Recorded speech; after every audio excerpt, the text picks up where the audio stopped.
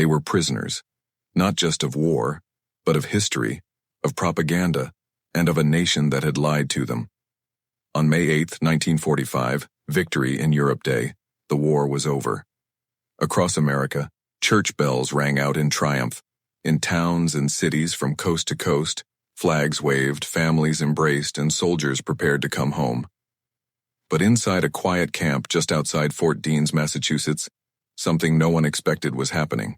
A group of 60 young German women, captured as enemy auxiliaries, were finally told they could go home. The gates were open, the papers were signed. Their country awaited. And then, they did the unthinkable. They begged to stay. Not days, not weeks, but forever. What could drive someone to reject freedom in their homeland, to remain voluntarily in the hands of their enemies? What did these women discover behind barbed wire that changed everything they thought they knew, not just about war, but about identity, truth, and even themselves? This isn't a story about military strategy. It's about what happens when compassion meets confrontation, when kindness cuts through years of fear and hate, and when a few brave women are given the chance not just to survive, but to choose a different ending. Because what started as captivity turned into something far more powerful. 6 months before the war ended, November 1944, a rusted military transport truck rumbled to a stop outside a makeshift facility in rural Massachusetts. The compound was small, surrounded by pine trees and barbed wire. Unlike the sprawling camps that held thousands of captured German soldiers, this one housed just 60 prisoners. And unlike the hardened men of the Wehrmacht, these prisoners were women. They stepped down one by one, their boots crunching on gravel, eyes sharp and silent. Some wore remnants of their gray German Auxiliary Corps uniforms, creases still pressed, insignias barely faded. Their backs were straight, their faces unreadable. These weren't women broken by war. They were still carrying its weight. Among them was a 23-year-old from Hamburg named Ingrid Brenner. She clutched a small leather diary in her hand, the only personal possession she still had. Before the war, she had studied communication systems. In 1943, she had joined the Women's Auxiliary Corps, believing she was helping defend her country from invaders. She believed in duty, in order, in the version of truth she had been told. Now captured in the chaos as Nazi forces retreated through Belgium and France, she found herself staring at American guards, unsure of what awaited her. Captain Margaret Sullivan, one of the few female U.S. officers assigned to oversee prisoners, remembered the moment well. She watched the women step off the truck with a peculiar mix of defiance and dignity. They walked like soldiers, she later recalled, even though they were prisoners. For the first few days, the camp felt like a ghost town.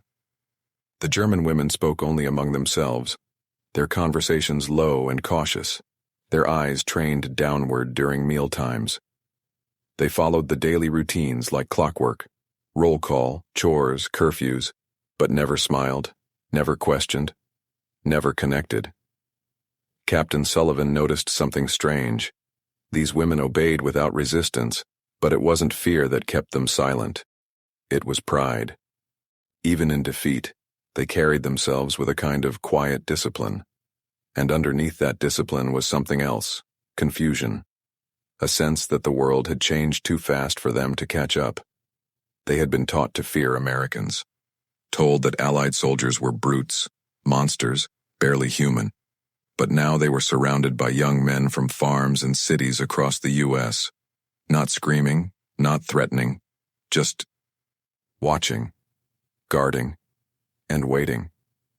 What no one realized at the time, what no one could have known, is that this small camp in Massachusetts wasn't just holding prisoners.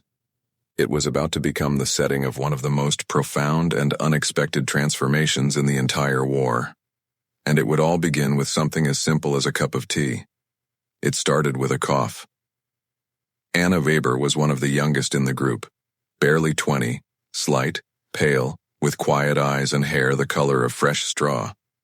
She had come from a small village outside Munich, where she had been training as a nurse before being reassigned to assist communications officers on the Western Front. Her capture had been swift. Her silence, since arriving, had been total, but in the cold of a New England winter, the camp's drafty barracks and thin blankets were no match for her weakened lungs. She tried to hide her cough, burying it into her sleeve, muffling it at night. But someone noticed. Private James Morrison was a farm boy from Iowa, 19. Tall, awkward, with hands that had more experience milking cows than holding a rifle. He wasn't trained in diplomacy. He didn't know anything about cultural reconciliation or prisoner psychology. But when he saw Anna curled up in the corner of the mess hall, shivering between coughs, he didn't think. He just acted. That night, without asking anyone's permission, Morrison brought her a steaming mug of tea, brewed with herbs his grandmother had taught him to use for colds. He placed it gently on the table in front of her, nodded once, and walked away. Anna stared at it like it was a trap. Her training had prepared her for interrogation, for brutality, even for humiliation. But not this. Not kindness. When she finally reached for the mug, her hands trembled. Her voice, barely audible, whispered, "Danke." And that was all it took. The gesture echoed through the camp like a stone dropped into still water. Not in any official way. There were no reports filed, no policy changes. But other guards noticed, and the women noticed them noticing. Sergeant Robert Chen, whose Chinese parents had immigrated to the U.S. in search of opportunity, understood what it meant to be treated as an outsider. To be foreign, distrusted, invisible. So he started something else. When he walked his shift, he carried a pencil and scraps of paper. With crude hand-drawn sketches and phonetic spellings, he began offering English lessons, just simple phrases. "Thank you," "Good morning," "My name is..." He didn't expect much. But Ingrid surprised him. She was cautious at first, watching from the edge of the group. But curiosity got the better of her. She already knew some English from school, and soon she found herself correcting his pronunciation of her name, laughing under her breath, then laughing out loud, something no one in the camp had heard her do until then. Suddenly, language wasn't just about communication. It was about connection. The women began asking questions. How do you say bread? Mother? Hope? And the Americans, who had never spoken to a German who wasn't in uniform, who had never imagined their enemies could blush or stutter or smile, began to see something else too. These weren't monsters. These were just girls. Something was shifting. Subtle, fragile, and dangerous in the eyes of regulation, but undeniable. Because once you see your enemy bleed, cough, laugh, or cry, it becomes harder to hate them. And for these women who had grown up under a system designed to dehumanize the other, that realization was like stepping into the light for the first time. But the real breakthrough wouldn't come until December, a single evening that would turn cautious curiosity into undeniable change. As December crept over Massachusetts, snow fell thick over the pine trees surrounding Fort Deans. The fences disappeared beneath drifts. The wind carried a silence that felt too heavy for joy. Inside the camp, even the guards whispered less, and the German women, so precise, so composed, seemed smaller somehow. Their shoulders sagged, their eyes dulled. Christmas was coming. But no one said it aloud. Captain Margaret Sullivan felt it before she saw it. The shift in mood. The distant stares. The quiet moments when one woman would stop folding laundry and just stare at nothing. She knew depression when she saw it. Homesickness. Guilt. A kind of grief for a country they weren't sure they could believe in anymore. And so, Sullivan did something no one expected. She announced a Christmas celebration. Nothing elaborate, no trees or tinsel, just permission. Permission for the women to make simple decorations, to gather, to sing, to remember something, anything, other than war. That afternoon, Ingrid Brenner approached her. Her English was still formal, still shaped by schoolbooks and hesitation, but her tone was clear. "Captain, may we sing? German Christmas songs, but also, we try American ones too." Sullivan nodded. Yes, please. That evening, inside the camp's modest mess hall, something happened that none of them would forget. The women, 60 of them, lined up in rows. No uniforms, just worn sweaters and scarves. They stood before their captors, holding hands or resting arms across shoulders, and then began to sing. First, O Tannenbaum. Their voices were gentle at first, but they rose together in haunting harmony, their accents softening as the notes filled the hall. The guards stood frozen. Some leaned against doorways. Some stared at the floor. None of them had expected this. Then, they tried something else. Silent Night. In English. Their pronunciation was imperfect, the melody fragile like glass. But their effort was unmistakable. These women, these former enemies, were offering a kind of gift. Not just music, but vulnerability. A bridge. Private James Morrison wrote to his mother that night, "Ma, I never thought I'd say this, but hearing those girls sing, it was like home and heartbreak at the same time. For a moment I forgot we were at war. They weren't Nazis anymore. They were just girls. Girls who missed their families. Like Sarah and her friends back in Cedar Rapids." After the last note faded, no one moved. The room felt suspended. Then, soft applause. One of the guards clapped, then another. Captain Sullivan wiped her eyes without shame. From that night on, something was different. The lines had blurred. Prisoners began offering help without being asked. Fixing torn uniforms, mopping the halls, volunteering in the kitchen. Anna Weber, still quiet but stronger now, began assisting the camp nurse with simple tasks. Ingrid, growing more fluent every day, started translating messages and mediating small conflicts. They weren't doing it to earn favors.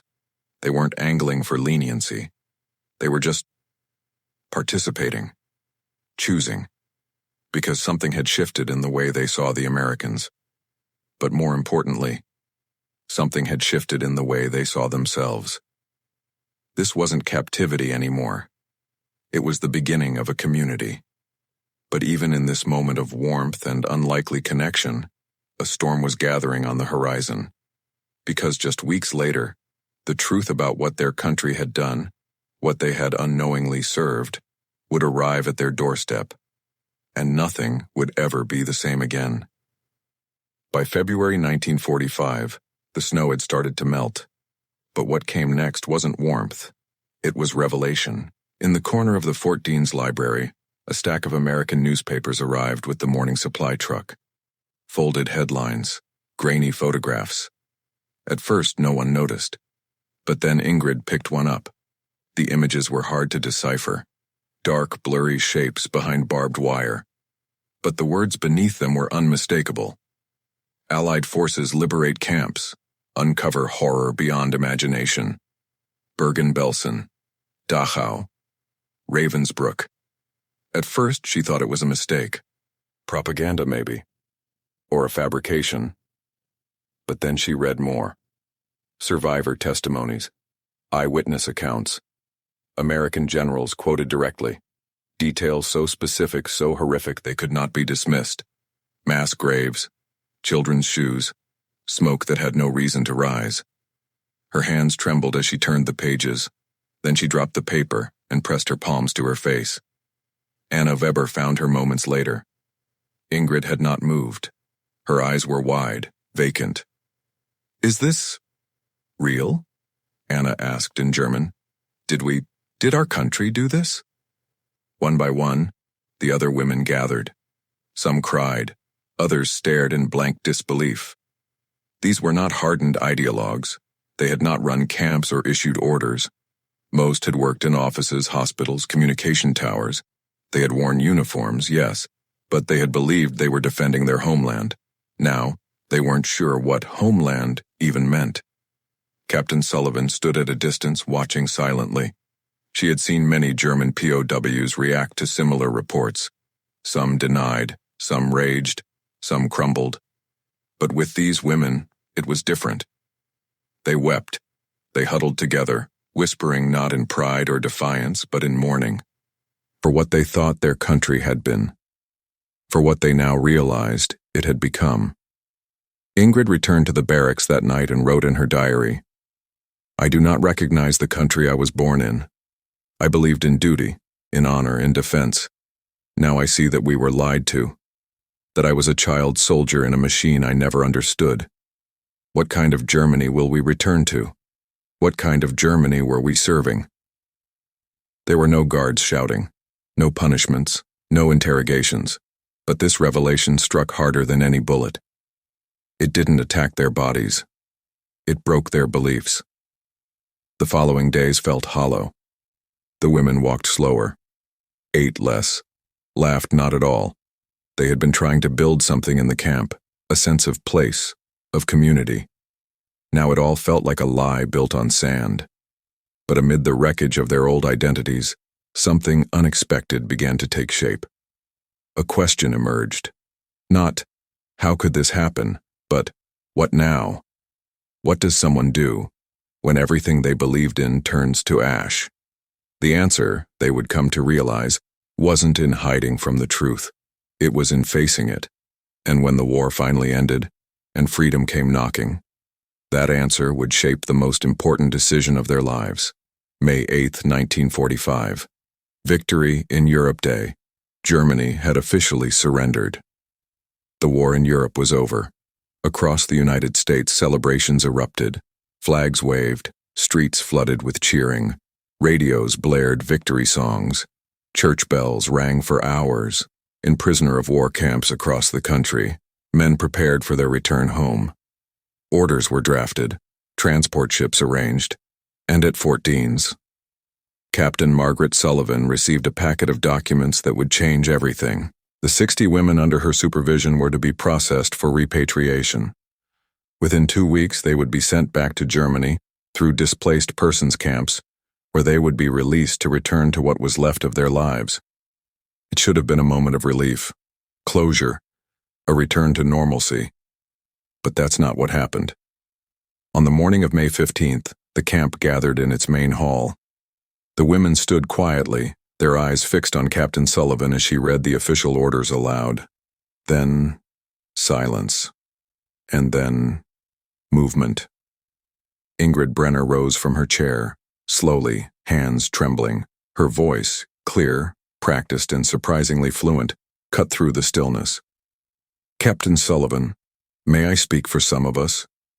Permission was granted. Every eye turned to her. "Some of us do not wish to return to Germany. Not yet, maybe not ever." A gasp rippled through the room. Even the guards were stunned. Sullivan stared at her, unsure if she'd heard correctly. Before she could speak, Anna Weber stood. Then 12 others, 14 women in total, standing shoulder to shoulder. Anna took a deep breath and addressed the Americans. "We know this is not normal, but Germany is not our home anymore.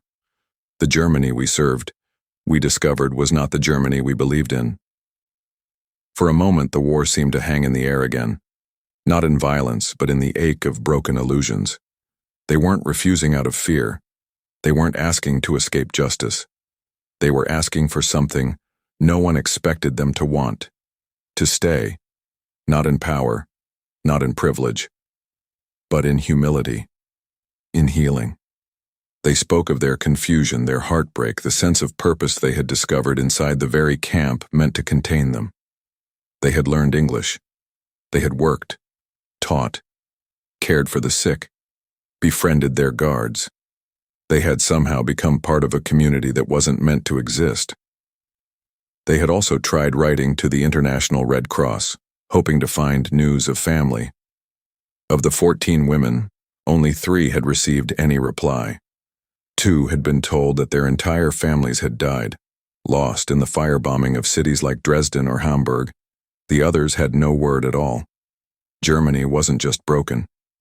For many of them, it was gone. "Here," Ingrid said, her voice cracking, "we have been treated with dignity, with kindness, with forgiveness we never expected.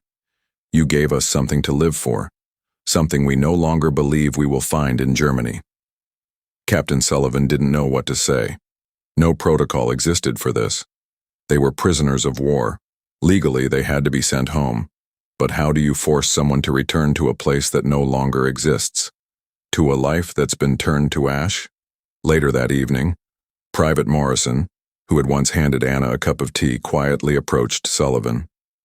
"Ma'am," he said, "I don't think there are enemies anymore. I think they're just people who finally figured out who they want to be. And maybe that deserves a chance." That night, Sullivan sent an urgent message to her superiors in Washington. The contents were clear. 14 German prisoners have requested not to be repatriated. They seek to remain in the U.S. as displaced persons. Request guidance. Situation is without precedent. There would be no answer for days, and so the women waited. Not with defiance, not with entitlement, but with quiet hope. They weren't asking to be Americans. They were asking to be human, and in the silence that followed their request, the world held its breath. No reply came from Washington the next day, or the day after that. For the 14 women who had stood up and asked to stay, every hour felt suspended in time, caught between the past they had escaped and a future no one could promise them. But instead of retreating into silence or fear, they did something unexpected. They kept working. They swept the barracks, mended torn uniforms, helped the kitchen staff prepare meals, repaired broken equipment. Not because anyone told them to, but because they felt they belonged. This wasn't strategy. This wasn't manipulation. It was purpose. They weren't prisoners anymore, not in their hearts. They had already started becoming something else, something freer than they'd ever been before. Ingrid became the camp's unofficial translator, not just for language, but for culture. She helped bridge misunderstandings between American guards and the remaining German women. She mediated conflicts. She explained unfamiliar customs. And when guards tried to learn German out of curiosity, she became their patient teacher. In her diary, she wrote, "I never thought I had anything to offer. Now, each day I find something new I can do, something that matters. I'm not the girl who joined the auxiliary corps anymore. I think I've started to become someone else." Anna Weber, too, had found something she never expected: healing. She worked daily alongside the camp's medical officer, Dr. Robert Hayes. At first, he was skeptical. Having a German prisoner assist with patient care felt risky. But Anna's gentle hands and quiet discipline slowly won him over. She changed bandages, learned basic triage, held hands during injections. She didn't say much, but she didn't have to. "She has a gift," Dr. Hayes told Captain Sullivan. "Not just for medicine, for people." By the end of the week, he wasn't calling her the German prisoner anymore. He was calling her Anna. Others flourished in smaller ways. Maria Gotch, once a clerk in the Wehrmacht, reorganized the camp's entire record-keeping system. What had been a chaotic pile of inconsistent forms became a smooth, navigable archive. Greta Hoffman, tall and strong-jawed, discovered a surprising talent for fixing broken equipment. One morning, she disassembled and repaired a faulty mess hall oven, using only a bent fork and a borrowed screwdriver. These weren't acts of survival. They were acts of contribution, of becoming useful, needed, trusted. But outside the camp, whispers had started to spread. News of the women's unusual request leaked to nearby communities. Reactions were mixed. Some local newspapers ran angry headlines: "Nazi women refuse freedom.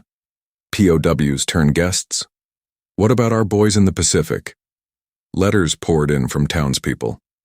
Some outraged, others curious. But then, something else happened. Church groups who had interacted with the women, especially the Henderson family, wrote letters of support. Letters that spoke of transformation, regret, and second chances. Mrs. Henderson, the schoolteacher who had befriended Ingrid, even organized a small delegation to meet with Captain Sullivan. "These women aren't the same people who arrived 8 months ago," she said. "They've learned. They've changed. Isn't that what we say we believe in?" The debate wasn't just military now. It was moral, political, personal. And far beyond Massachusetts, other German POWs, stationed in camps from Texas to Illinois, heard about the women at Fort Deans. Some wrote letters to the War Department, others requested transfers to the Massachusetts camp, hoping to delay their own repatriation. The ripple effect had begun. But back at Fort Deans, amid the waiting and the growing national noise, something even more unexpected was about to arrive. Not a letter, a visitor, and with him, a question that would shake the women more than any order ever could. It was late afternoon when the visitor arrived, unannounced but expected. Father Heinrich Miller, a soft-spoken priest from nearby Worcester, had been watching the headlines with growing interest. Born in Germany, raised in the United States, fluent in both languages and cultures, he was uniquely positioned to do what no one else could: speak to these women, not as a guard, not as a politician, not as a judge, but as someone who understood where they came from. Captain Sullivan granted his request. She hoped pastoral guidance might help bring clarity, or at the very least, peace. The women gathered in the mess hall, many unsure of what to expect. They sat in a loose circle, some holding mugs of tea, others nervously twisting the hems of their sleeves. Father Miller didn't preach. He didn't offer forgiveness or absolution or platitudes. He asked questions. You say Germany is no longer your home, but what if it still needs you? What if the very fact that it's broken means that's where you belong? The room fell quiet. You've been shown kindness here. But what about the kindness you could offer back home, to people who've lost everything? Some women lowered their eyes. Others stared back at him, bristling with the discomfort of being challenged. It's easy to stay where you feel safe, he continued. But what about where you're needed most? Ingrid was silent for a long time. Then she spoke. We've built something here. We've become something here. Going back to Germany. She paused. It would mean losing that. The priest nodded, or using it, to help rebuild what was lost, to carry what you've learned into the places that need it most. For the first time in months, the women spoke in German again. The conversation shifted to things they hadn't said out loud: the fear of being seen as traitors, the guilt they carried, the helplessness they felt thinking of the rubble that was once their cities. But beneath that fear was something else: responsibility. Were they asking to stay in America because they believed in its values, or because they feared facing their own past? That night, the barracks hummed with whispered debates. Some women, shaken, began to reconsider their decisions. Others felt even more certain that their path was here, that they could do more good as symbols of reconciliation than as silent returnees in a broken homeland. Captain Sullivan watched from the sidelines, careful not to influence either side. She knew now that this wasn't just about paperwork. This was about identity, about conscience. And while the women wrestled with the most difficult decision of their lives, word finally came from Washington. But it wasn't a command. It was a choice. The telegram from Washington arrived at noon. Captain Sullivan read it once, then again. It wasn't what she expected. It wasn't what anyone expected. There would be no forced repatriation, no legal confrontation, no courtroom debates. Instead, the War Department had decided to do something rare, something surprisingly human. They would not prevent any prisoner from returning home immediately. But for those who wished to remain, there was now an option: reclassification. The 14 women could apply to be redefined, not as prisoners of war, but as displaced persons under international law. If approved, they would be allowed to remain in the United States under civilian oversight. But with that freedom came responsibility. They would need to find housing, employment, and sponsors. They would no longer be wards of the U.S. Army. The decision split the group. Some wept with relief. Others fell silent. Because this new path, this so-called freedom, wasn't easy. It meant facing a future without structure, without certainty, without uniforms, without orders. 5 of the women, after several sleepless nights, chose repatriation. Their reasons were personal. One had received a letter confirming her father was alive.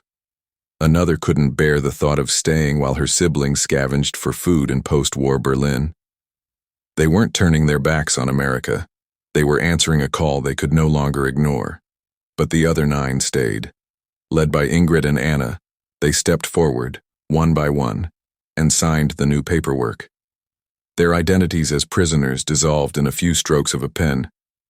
Now they were civilians, foreigners, survivors, rebuilders.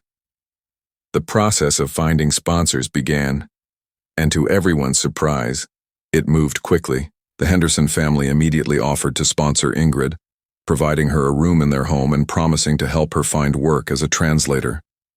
Ingrid, with her fluency in English and deep understanding of both cultures, was a natural bridge. Dr. Hayes, the camp's medical officer, personally arranged for Anna Weber to continue her medical training at a local hospital. He promised to mentor her through certification and vouched for her character without hesitation. Other local families, many of whom had once protested the presence of German prisoners in their midst, now volunteered to help. Letters of support poured in. Teachers, pastors, shopkeepers, all moved by the women's humility, their remorse, their quiet dedication. The most unexpected support, however, came from those who chose to return. Before departing, several stood before their fellow women and made a vow. They would not return as defeated soldiers, but as ambassadors of change. They would take the story of Fort Deans with them. They would speak of kindness, of second chances, of a version of America the world needed to hear about. June 20th, 1945. Repatriation Day. The scene at Fort Deans was unlike anything in military history. 46 women stood in formation, their posture still proud but different now, softer, more human. There were no jeers, no bitterness, just long embraces, tears, final letters slipped into trembling hands. Captain Sullivan addressed the departing women in a voice thick with emotion. "You came here as our enemies," she said, "but you leave as something else entirely, as proof that even after war, people can still choose peace." Ingrid stepped forward to reply. Her words, once hesitant, now rang with clarity. "We came here thinking we knew what America was. We didn't. We thought you were monsters. You showed us you were not. We thought our future had ended, but here we found it had only begun." The departing women boarded the transport trucks. The 9 who remained stood together, watching their friends disappear down the winding road. It was not a moment of division. It was a moment of rebirth. Both groups had made a choice, not one forced by war or fear, but by hope. And for those who stayed behind, the real journey was only just beginning. They had been prisoners. Now they were pioneers. For the 9 women who remained in the United States, life after Fort Deans wasn't glamorous. It wasn't easy. But it was free. Not just in the political sense, but in the deeply personal one. They had been handed a rare second chance, and they were determined to earn it. Ingrid Brenner, now living with the Hendersons, began working as a translator for the State Department, helping process the flood of displaced persons arriving from war-torn Europe. Fluent in both English and German, with first-hand experience of both mindsets, she became an invaluable bridge between 2 broken worlds. In her off hours, she began journaling, not just for herself but for others.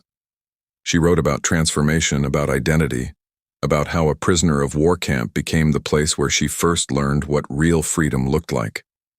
Her diary, once a symbol of the world she lost, became the foundation of the life she was building. Anna Weber, now sponsored by Dr. Hayes, quickly completed her medical certification. She joined the staff at Worcester General Hospital, where her empathy, skill, and quiet resilience earned her respect from doctors and patients alike. She never married. Instead, she dedicated her life to healing, seeing every bandage, every heartbeat, every recovery as her way of making amends for a past she hadn't chosen, but had once served. She often said, "I can't undo what happened, but I can decide what I do next. Every day I choose to care." The other women found their own paths.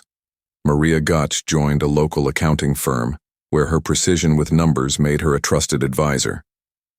Greta Hoffman, the mechanic of the group, opened a small workshop with an American friend she met through church. She repaired everything from tractors to kitchen mixers, quietly becoming a beloved figure in the community. Two of the women married American soldiers who had once guarded them, starting families that stood as living proof that enemies could become partners, parents, citizens. But what made their story extraordinary wasn't just the lives they built. It was how they stayed connected. Across the Atlantic, letters continued to flow between the women who stayed and those who had returned to Germany. These weren't just updates. They were lifelines, threads that kept the shared experience alive. Those who returned often wrote of the devastation they faced: bombed-out homes, hunger, suspicion. But they also wrote about how the spirit of Fort Deans had traveled with them. They spoke in community meetings, helped organize relief efforts, taught children that peace wasn't weakness, and that forgiveness was power. Some even helped found German-American friendship societies, groups dedicated to healing the wounds of the war through cultural exchange, education, and dialogue. When scholars eventually studied the case of Fort Deans, they were stunned, not just by the facts, but by the ripple effects. Policies regarding displaced persons in the U.S. were influenced by what happened there. Rehabilitation programs in occupied Germany took cues from how these women had been treated. Generals, diplomats, and presidents alike quietly pointed to Fort Deans when asked whether enemy should always mean forever. It became a footnote in textbooks, a study in war colleges, a reference in immigration debates. But to the women who lived it, it was never academic. It was deeply human. And it wasn't over. Because 25 years later, Ingrid Brenner, now Ingrid Brenner Henderson, naturalized U.S. citizen, mother of two, and senior translator at the United Nations, stood before a packed assembly in New York City. She had been invited to speak on the subject of reconciliation. But her words did more than fill the room. They rewrote its silence. Clutching the same small leather diary she had carried into captivity in 1944, she said, "We thought home was where we were born. We learned that home is where you choose to live in alignment with your values. We thought enemies were defined by borders. But we discovered that the real enemy is ignorance, and the real victory is understanding." It wasn't just a story of survival. It was a manifesto of hope. One built not on perfect circumstances, but on imperfect people willing to change. Anna Weber, by then Dr. Anna Weber, head nurse, humanitarian speaker, and medical ambassador, returned to Germany in 1965 as part of an international exchange program. She walked the streets of Munich and Berlin, not as a stranger, but as someone reborn. She often said, "I didn't come back to revisit who I was. I came back to contribute to who we must become." And she did. And so did they all. Some would return, some would stay. But all of them carried something that couldn't be packed into a suitcase or pinned to a uniform. The legacy of choosing peace when the world expected bitterness. The power of refusing hate because someone, once, refused to hate them. And the unshakable truth that even the darkest chapters of history can give rise to the brightest beginnings, if someone is willing to turn the page. In the ashes of World War II, amid the wreckage of cities and nations, it would have been easy to believe that hope had no place left to grow. That forgiveness was too much to ask, that enemies would always stay enemies. But at a quiet camp outside Fort Deans, Massachusetts, a different story was written. A story where tea shared across language barriers changed a life. Where Christmas songs once sung in defiance became hymns of healing. Where 14 young women raised to fear and hate were given a chance, not just to be forgiven but to transform. They had come to America in shackles of ideology. They left in freedom of identity. Not because they escaped the consequences of their past, but because they confronted them. Fully, bravely, humanly. Their legacy wasn't carved in stone or etched in marble. It was carried in hands that healed, voices that translated, classrooms that taught, and children raised with both memory and hope. Some stayed behind in the land of their former enemies and built futures no one imagined. Others returned to a broken homeland and chose to become ambassadors of reconciliation, not victims of history. But all of them, in their own way, proved the same powerful truth. Redemption is real. Forgiveness is earned, and even prisoners of war can become architects of peace. In the decades since, their story has been cited in diplomacy briefings, human rights lectures, and refugee policies. But beyond all the politics and papers, the heart of it remains achingly simple. Compassion has power. Second chances matter. And the line between enemy and friend is not made of borders. It's made of choices. The women of Fort Deans didn't just survive the war. They redefined what it means to live after one. And in doing so, they didn't just change their lives, they changed ours.